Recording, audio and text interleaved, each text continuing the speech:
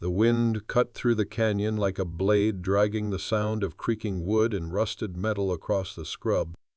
In the distance, a sagging wagon leaned into the slope of the dirt road, its wheels sunk deep in the ruts like it had given up halfway to somewhere. A woman stood beside it, her dress clinging to her knees. In the December wind, her shoulders bowed, not from cold, but from something heavier. 2 children huddled beneath the wagon's cover, their breath fogging the canvas, eyes wide and silent. She adjusted the shawl around her neck, though it did little. Her hands were cracked, raw skin peeling in thin red strips. A bloodstain bloomed across one palm where she'd slipped trying to unhitch the mule earlier. It was gone now. The mule bolted at the sound of a gunshot echoing miles off. No neighbors had come to help. No one had opened their door when she knocked back in town. Not even old Reverend Albee, who'd baptized her youngest and kissed her hand when her husband died. The road was dust and stone, nothing soft in it. The land here didn't give second chances. It broke what came to it, weak or grieving. Her boots were worn through at the toes, dress frayed where it dragged through dry weed. Still, she stood straight now, blinking against the wind. One child let out a dry cough behind her, but she didn't turn. If she turned, she'd break, and there was no one left to pick her up if she fell. The sky was the color of hammered tin. Overhead, vultures glided slow circles. She watched them, counted 5, then 6. Her husband had died in the fall, lungs filling with something thick and black that no tonic could draw out. By the time she'd sold the last of his tools and buried him behind the churchyard because no one would pay for a proper coffin, she'd already been turned out of the rental cabin on Burnt Creek Road. The landlord said winter was coming and he couldn't afford pity. She understood. Still, she had nothing. Just the wagon, her boys, and the brittle hope that maybe out west, where the horizon still felt like a promise, something might shift. A rider came into view like a smudge on the edge of the world where the road disappeared into mesquite. She squinted, muscles in her neck tight, unsure if it was another trouble, another man who'd look through her like she was already gone. The boys stiffened beneath the tarp. The horse moved slow, not like it was in a hurry to save anyone. The man in the saddle wore a battered coat, the hem-torn hat low over his brow. His boots shone with trail dust. As he got closer, she saw he wasn't young, maybe mid-30s, hard to say with the shadow on his jaw and the sun behind him. He reined in a few yards away and didn't speak, just looked at her, then at the wagon, then the boys. A beat passed. Then another. He dismounted. Still silent, he stepped toward the wagon, loosened one of the wheels with practiced fingers, and crouched beside it. She watched frozen while he pulled a length of wood from his saddlebag, set it beneath the axle, and worked the wheel loose. A click. Then another. His movements sure, methodical. She finally found her voice. "We ain't asking for handouts," she said, hoarse. He didn't glance up. "Didn't hear you ask?" She stared at the top of his hat, hands clenching and unclenching at her sides. "We'll be gone by nightfall." "You'll freeze by sundown," he replied, voice flat. "This axle's shot. Needs heat to bend it straight. You got firewood?" She didn't answer. He stood then, taller than she'd expected, face sun-worn but not cruel. "I'm headed north," he said. "Got a place 'bout 12 miles. Barn's empty, but it'll keep the wind off. You can stay the night." Just the night. The boys peeked out. The younger one whispered something, but she hushed him. "Don't want charity," she muttered. He looked at her for the first time then. Really looked. "Then don't take it as such." The wind kicked dust between them, filling the pause. She studied his face, plain, tired, not soft but not cold. Her breath shuddered as she let it out. "All right." He nodded once, walked to his horse, tied it to the back of the wagon. Then, without a word, took up the front harness where the mule had been and leaned forward, pulling the weight inch by inch along the road. She followed behind boys pressed against her sides, every step feeling like the beginning of something she didn't dare name. The road north bent around a frozen creek, its surface thin and glinting like glass. The man's boots sank deep into the earth as he pulled, breath visible in short, controlled bursts. The wagon groaned behind him, resisting the incline. She kept pace several paces back, her sons clinging to her coat. They didn't speak. No one did. The silence wasn't heavy, though. It was the kind that holds its breath and listens. The land rose, slow and steady pines appearing in patches, their limbs rattling with wind-burnt needles. It was wilder out here, less picked over. No houses. No fences. Just the rhythm of footsteps, the rattle of the wagon, and the occasional caw of a crow overhead. When the sun began to slide toward the rim of the hills, he turned off the main path, leading them down a side trail so narrow the wagon's wheels brushed juniper. She could smell the smoke before she saw a thin stream curling above the tree-line gray against the pale sky.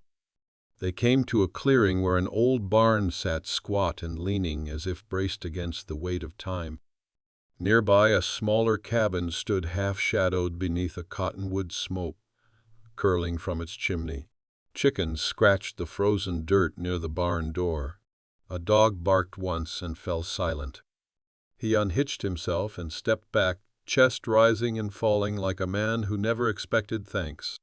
She looked at the barn, then back at him. "You live out here alone?" "Most days," he said, brushing frost from his coat sleeve. "Name's Elijah. The barn's yours for the night." "I'm Miriam," she said quietly. "These are my boys, Ephraim and Caleb." He gave a small nod, then turned toward the cabin. "I'll bring water. Wood's in the lean-to. Fire'll keep." Before she could thank him, he disappeared inside. She led the boys into the barn. It smelled of old hay and leather, cold but dry. Sunlight pooled in a cracked window pane and painted pale shapes across the floor. She found an empty stall and set their bedding, 2 thin quilts and a threadbare coat, down on the hay. Caleb's teeth chattered, so she pulled him into her lap, wrapping her shawl around the both of them. Frame sat close, his fingers working nervously at the hem of her dress. She let her head rest against the wooden post. For the first time in weeks she felt the prickle of tears. She wasn't too tired to cry. They came slow and silent, trailing down her cheeks as she rocked her youngest gently. When the barn door creaked open again, Elijah stood holding a small kettle and a bundle of cloth. He stepped inside, set them down without a word, and retreated. Inside the cloth, 2 biscuits and a tin cup of beans. Enough to remind her what real hunger was. She tore 1 biscuit in half and gave each child a piece before touching her own lips to the other half. It was still warm. That night the wind howled against the slats, but the fire kept the cold at bay. She watched the flames flicker in the lantern light and listened to the steady breathing of her children. She didn't sleep. In the morning she stepped outside into pale light and saw Elijah chopping wood, breath puffing from his nose like steam. She approached slowly, arms folded. "You do this for many folks?" she asked. He paused mid-swing. "Not often." "Why use?" He split the log clean set, another on the stump. "Your boys looked hungry," he said. She watched him work strong, deliberate movements, like the task mattered more than words. "I'll find work in town," she said. "Washin', mending, anything. Just need a few days." He didn't look at her. "Town's mean in winter." "I know," she said. Another log split. "You know animals?" he asked finally. "I've fed 'em. Cleaned stalls. My pa kept cattle for a time." He nodded. "Then stay. Help here till the axle's mended. Keep the stove warm." She wanted to ask what he wanted in return, but the question felt small beside the offer, and she didn't want to insult what little kindness had found her. "I'll work," she said. "I know." She turned back toward the barn, a cold wind lifting her hair. She didn't look back, but she heard the axe hit wood again, steady as a heartbeat. That day she mucked out the stalls, hung the children's bedding to dry, and swept the barn's floor with a broken broom. Caleb helped feed the chickens, laughing when one pecked his boot. Ephraim carried buckets of water from the creek, his arms trembling but his eyes proud. When she knelt beside them that evening and said grace, she found herself thanking God not for miracles but for enough. The sky that night was clear and full of stars. If you've ever felt forgotten and longed for hope, subscribe and follow these roads with us. The days folded into each other like pages in a worn book, quiet, slow-edged with hardship but stitched with small comforts. Miriam rose before the sun, her breath misting in the cold as she lit the stove in the barn, coaxing flame from damp kindling. The boys stirred beside her, wrapped in quilts, their cheeks flushed from sleep. She kissed their foreheads before stepping out into the brittle morning. Elijah was already outside chopping wood or feeding the horses, always ahead of her. He never said much. Sometimes nodded. Sometimes offered a spare word like kindling, dry, necessary, and sparing. She didn't mind. There was a rhythm to the silence between them, and it matched the land. She cleaned. She hauled water. She mended a torn saddle strap without being asked. When she found his worn shirt drying on a line, she sewed the frayed cuff and left it folded on a rail. He didn't thank her. But the next morning she found a fresh bar of soap resting near the barn door. That was thanks enough. At night she read to the boys from the old prayer book her husband had left behind. Caleb fell asleep quickly, but Ephraim listened, his eyes wide, like he was hearing a story that hadn't ended yet. She always closed the book with the same verse, one her mother used to say when the wind made the walls creak, "Be not afraid, for I am with thee." One afternoon, as she washed linens in the creek, Elijah appeared with a tin pail of coffee and 2 cups. He didn't hand her one, just set them down on a flat rock nearby. Then he sat across from her and watched the water move. "Creek'll freeze by January," he said. She nodded. "We'll melt snow then." He sipped. "Not the worst thing." She looked up. "You live like this by choice?" He shrugged. "Had to leave folks behind. This land don't ask questions." She rinsed a sheet, the fabric heavy and stiff. "My husband was a preacher," she said. "Kind, soft-spoken. Thought the world could be won over with mercy." "And was he right?" "No," she said. "But he died believing it." The silence after that wasn't cold. It was the kind that holds pain gently. Elijah stood, tipped his hat. "You're doing good work," he said. She watched him walk away, the limp in his left leg barely noticeable. It had taken her days to see it, how he favored one knee when the weather dipped. He hid his pain the same way he hid his kindness, quietly. Later that week, the boys helped him repair the broken axle, Ephraim handing him nails, Caleb holding the lantern. Elijah showed patience she hadn't expected from a man who'd lived this long alone. He didn't bark or scold. He listened to Ephraim's endless questions and corrected him gently when he reached for something sharp. Miriam watched from the doorway, arms crossed, a strange tightness in her chest. Not fear. Not worry. Something else. Something like longing. One evening she found Elijah sitting on the porch, whittling a length of wood into something that looked like a bird in flight. "You carve?" she asked. He nodded. "When I can't sleep." "Do you ever?" "Not much." She sat beside him. The porch boards were cool beneath her skirts. "You got people?" she asked. "Family." "Used to," he said. "Had a brother once. Got killed in the war. After that I just didn't go back." She didn't press.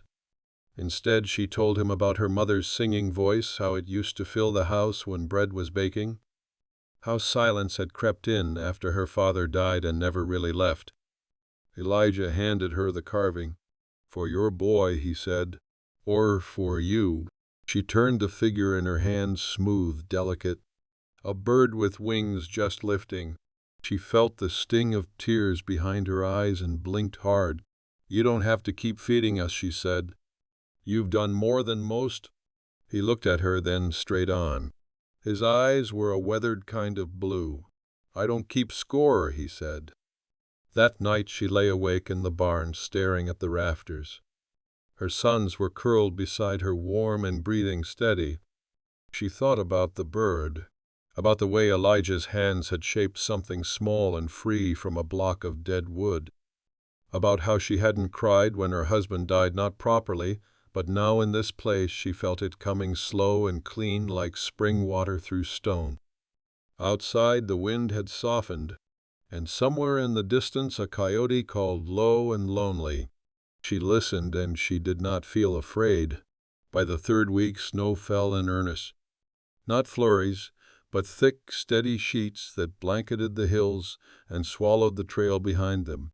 The world turned silent, the kind of quiet that pressed against the ribs and made a person feel both held and watched. Miriam stacked wood until her hands bled, then wrapped them in rags and kept on stacking.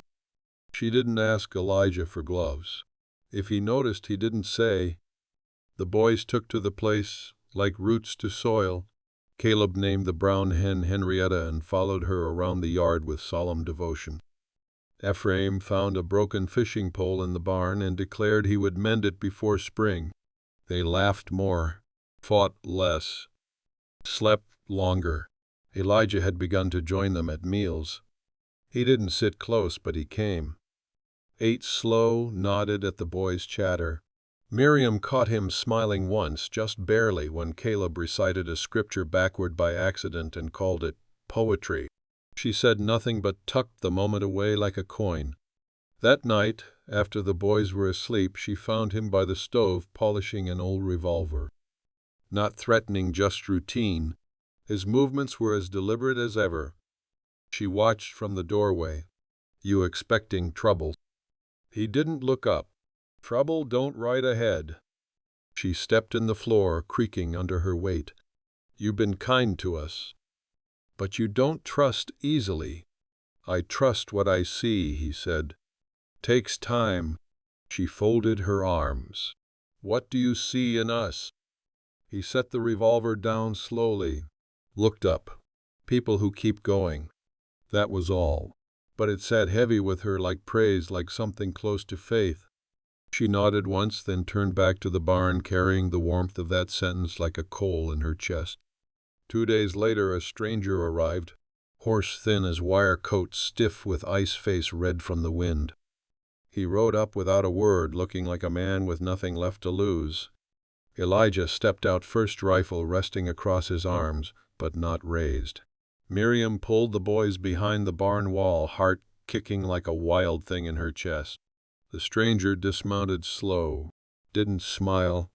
"Heard you got shelter. Ain't asking for much. Just a roof." Elijah didn't answer right away. Looked him over. Took in the sunken eyes, the cracked lips, the desperation leaking out of him like heat. "You armed?" Elijah asked. The man shook his head. "No, sir."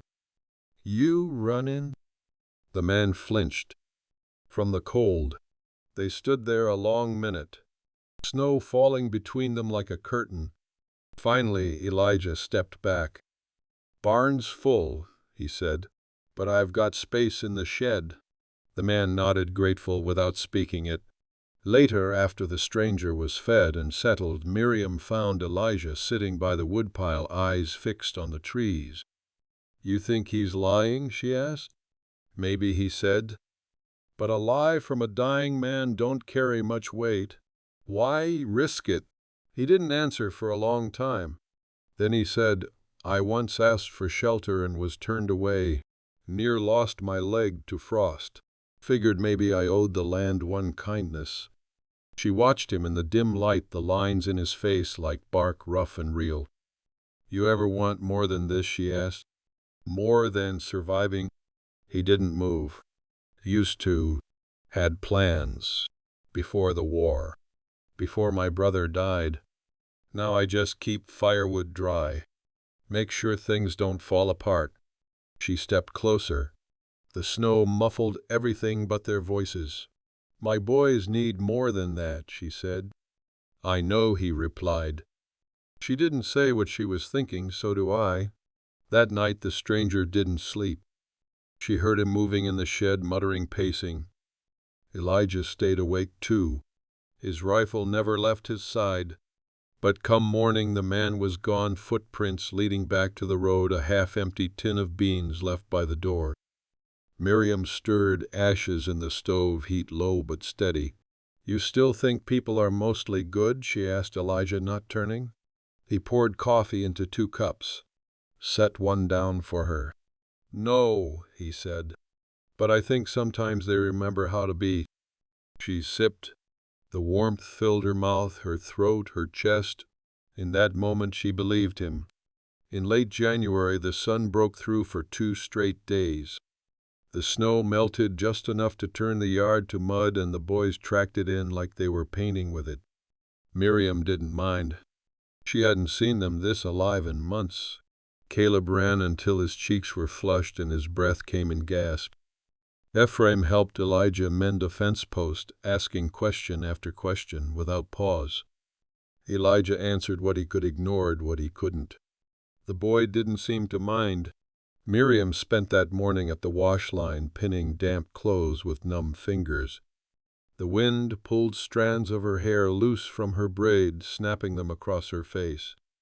When she looked up, Elijah was watching her from the porch, arms folded, quiet as always. "You don't have to do all that alone," he said. She shook her head. "I do. I just don't mind."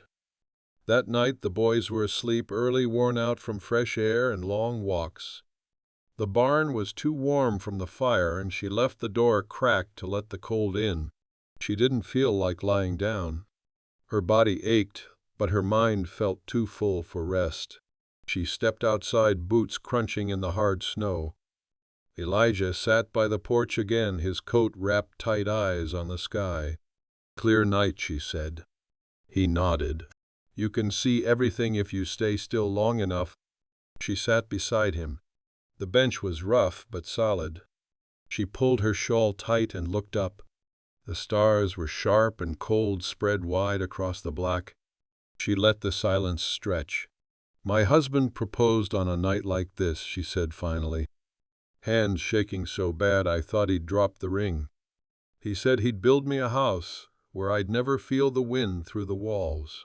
Elijah didn't answer right away, just waited. "We had a shack with no insulation, 2 blankets, and a cracked stove," she said, smiling faintly. "But he kept trying. He always tried. That's what matters." She looked over. "What did you want to be before the war?" He breathed in deep, as if he hadn't thought about it in years. "A teacher. Wanted to teach arithmetic to boys too stubborn to sit still." She laughed softly. "That fits." He glanced sideways. "Not much call for it now. I never went back to school. Took jobs where I could use my hands." She was quiet a moment. "Then you ever miss the noise town life? People?" "Sometimes. Then I remember what folks are like when they're desperate." "Yeah," she said. "I do too." They sat together like that a long while, not saying much. The air between them was warm in its own way, honest and unhurried. When she stood to go, he touched her sleeve lightly. "You and the boys," he said. "You could stay longer if you wanted." She didn't answer right away. Part of her had known this was coming. She'd thought of nothing else for days. But hearing it aloud struck something deep and unsteady. "This ain't charity?" she asked. He shook his head. "It's not pity either." "Then what is it?" He looked down, thumb running over a worn spot on his cuff. "It's a choice," he said. "You get to make it." She nodded. "So do you." She left him on the porch, heart thudding in a rhythm she hadn't felt in years. Not exactly joy, not quite fear, but something that asked her to keep breathing, keep hoping. The next morning snow returned. Soft and slow, a dusting at first, then thicker.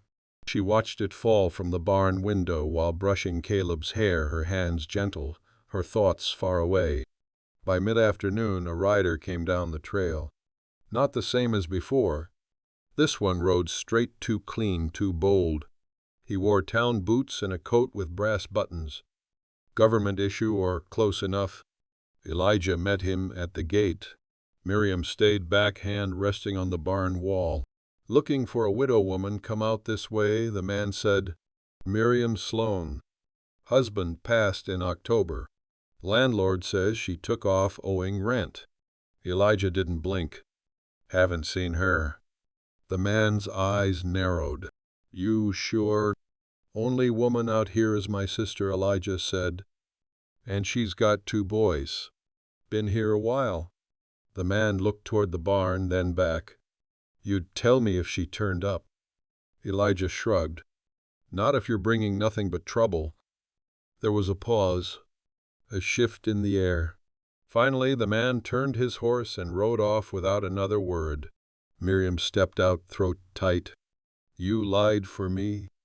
He looked at her. "No," he said. "I gave him a better version of the truth." Her mouth opened, but she didn't speak. Instead, she reached for his hand, calloused, warm, real, and held it in hers without needing to say anything more. The snow fell heavier that night, blanketing everything in a silence so thick it swallowed the sound of breath. Miriam stood at the barn door long after the boys had gone to sleep, watching the trail disappear under white. There'd be no riders for a while now. No debts or demands coming through knee-deep snow. The world had folded in on itself, and for once she was glad. Elijah came across the yard carrying a lantern. He walked without rush, steady in his own skin. When he reached her, he didn't ask to come in. Just stood beside her, eyes on the dark trees where the wind shifted but didn't speak. She broke the silence first. "You didn't have to protect me. I didn't do it for you alone." She looked at him. "I did it because no one else would," he said. "And because those boys deserve better than what the world's been handing them." She wanted to cry but didn't. The tears had dried up weeks ago. What she felt now was something cleaner. Something like belief. Inside, the fire crackled low and the scent of cedar smoke curled through the barn like a promise. She made him tea from a tin she'd carried all the way from Ohio. It wasn't much, just dried mint and some boiled water, but he took it like it was gold. They sat on hay bales, knees close. The oil lantern cast soft shadows, painting lines on his face that hadn't been there when she first arrived. Or maybe she just hadn't seen them yet. "You ever think about starting over?" she asked. He set the cup down, careful. "Not in a long while." "Why not?" He looked at her, slow and thoughtful. "Because I didn't think there was anyone who'd stay," he said. The words struck deep. She reached for his hand without thinking, and this time he held on. Not tight, not trembling, just sure, solid. "I didn't know where we were going when we left," she said. "Just knew we couldn't stay. The boys didn't understand. I didn't understand. I prayed, but it felt like talking into a hole. And now—" She looked around. At the warmth. At the boys sleeping in their corner, arms, tangled mouths slack with peace. "Now it feels like—" "Maybe," someone answered, she whispered. Outside, the wind died down. A hush settled in. Later, as Elijah stoked the stove, she stood beside him. "I don't want just shelter," she said. "I want something we can build." He didn't flinch. "Then we'll build it." It was not a grand vow. Not the stuff of fairy tales. But it was the most honest thing either of them had said. And it was enough. In the weeks that followed, the snow thickened. The world stayed quiet. But inside the barn, and soon the cabin life returned. Miriam moved their bedding into the back room. Elijah cleared out old furniture, making space without a word. They fixed what was broken, replaced what was too far gone, painted the walls with scraps of leftover color, just enough to brighten the wood. One morning Caleb brought in a bundle of twigs and announced he was building a birdhouse. Ephraim started carving small wooden spoons beside Elijah, who didn't correct him when he called him uncle. In early March, Miriam found the courage to plant seeds in the cleared patch behind the barn. Peas, radishes, beans. It was early, but she was tired of waiting for guarantees. When the snow finally melted and the first sprouts pushed through the dirt, she stood in the yard barefoot, her dress clinging to her calves. The sun felt new. The breeze was no longer something to brace against. Elijah stepped out of the cabin behind her. He held something in his hand, a small ring carved from bone, smooth as river stone, tied to a leather cord. "I don't have much," he said, "but I have this. And I've got room. If you want it." She took the ring gently, slipped it on. It fit. "I do." There was no crowd, no preacher, just two people who had lost enough to understand what it meant to be chosen freely, and two boys who laughed and clapped and ran in circles, not needing to know the weight of what had just begun. That night they sat outside by the new fire pit. Elijah had fixed an old rocking chair. Miriam had patched the quilt she'd nearly abandoned in Missouri. Ephraim read aloud from the prayer book, and Caleb fell asleep in her lap. Stars hung above like quiet witnesses. The land no longer felt like it wanted to take from her. It felt like it might just give something back. She reached for Elijah's hand. "We're going to be all right," she said. He squeezed once, soft but sure. "We already are." Join us for more tales of survival, loss, and the fragile flame of hope. Subscribe today.